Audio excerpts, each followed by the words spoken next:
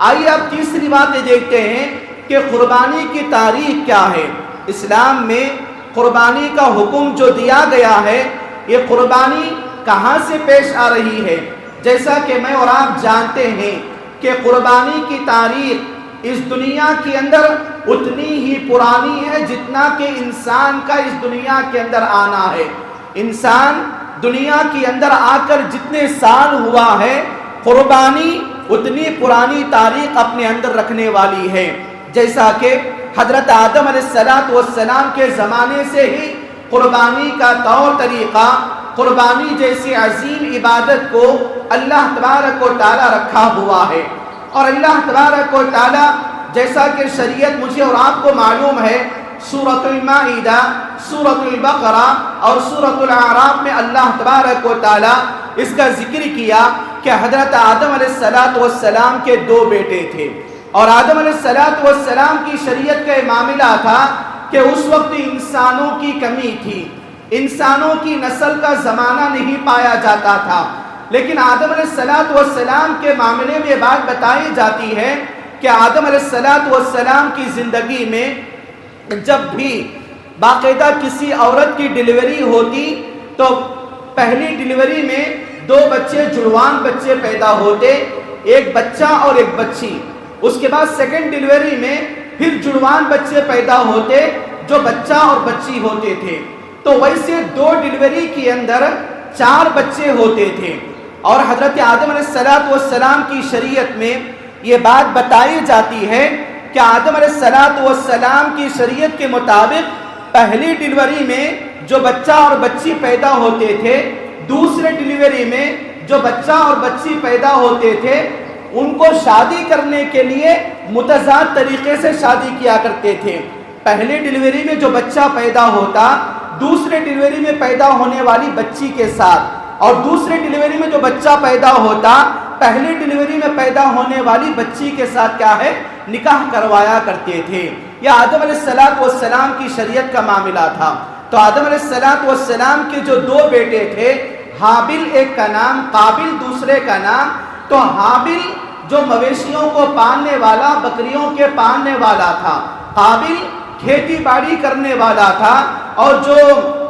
کچھ جاری، باجرہ، آٹا، اس طرح کی مکمل طور پر کھیتی باڑی کرنے والا تھا۔ جب دونوں کے درمیان ایک لڑکی کو لے کر اختلاف ہوا تو آدم علیہ السلام نے یہ بتایا کہ تم دونوں اللہ تبارک و تعالیٰ کے لیے قربانی کو پیش کرو۔ تو آدم علیہ السلام کا جو بیٹا حابل جس کا نام تھا، وہ اللہ تبارک و تعالیٰ کے راستے میں اسی موقع پر ایک بھیڑ کو، یعنی بکرے کو، دمبے کو اللہ تبارک و تعالیٰ کے راستے میں ذبح کر دیا تھا۔ اور قابل جو دوسرا بیٹا تھا، تو وہاں پر اپنی جو کھیتی باڑی کیا کرتا تھا، ان میں کی چند چیزوں کو رکھ کر اللہ تبارک و تعالیٰ کے لیے نذرانے کے طور پر پیش کیا گیا تھا۔ لیکن بتانا اس واقعے سے مقصود یہ ہے کہ قربانی کی ہسٹری کیا ہے، قربانی کی تاریخ اس دنیا کے اندر اتنی ہی پرانی ہے جتنا کہ اس زمین پر انسان کا بسنا۔ تو گویا کہ آدم علیہ السلام سے ہی قربانی کا ایک دور چلا آ رہا ہے۔ حضرت ابراہیم علیہ السلام کو اللہ تبارک و تعالیٰ نے خواب میں بتایا، تو اللہ تبارک و تعالیٰ کے خواب کو پورا کرنے کے لیے حضرت اسماعیل علیہ السلام کو ذبح کرنے کے لیے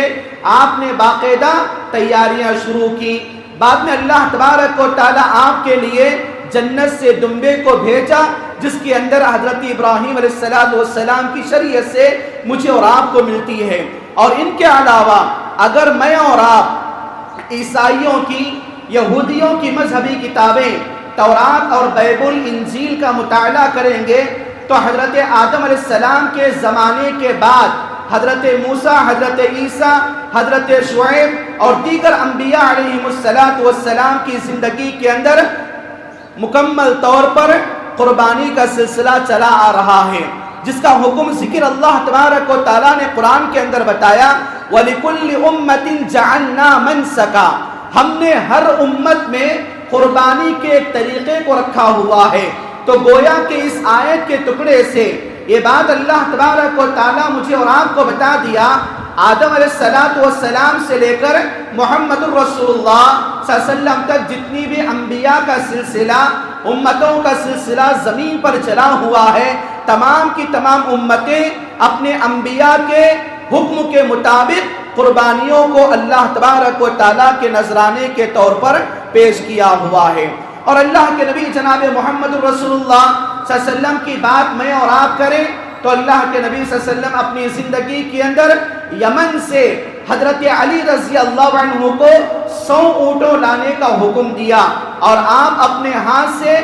63 اونٹ 60 پر 3 اونٹوں کو ذبح کیا، اور بقیہ اونٹوں کو حضرت علی رضی اللہ عنہ کے ذبح کرنے کا حکم دیا، جو پورے ملا کر 100 اونٹ تھے۔ 60 پر 3 اونٹ اللہ کے نبی صلی اللہ علیہ وسلم اپنے ہاتھوں سے ذبح کیے، اور حضرت علی رضی اللہ عنہ نے اللہ کے نبی صلی اللہ علیہ وسلم کے حکم کے مطابق مکمل طور پر 30 پر 7 اونٹوں کو ذبح کیا۔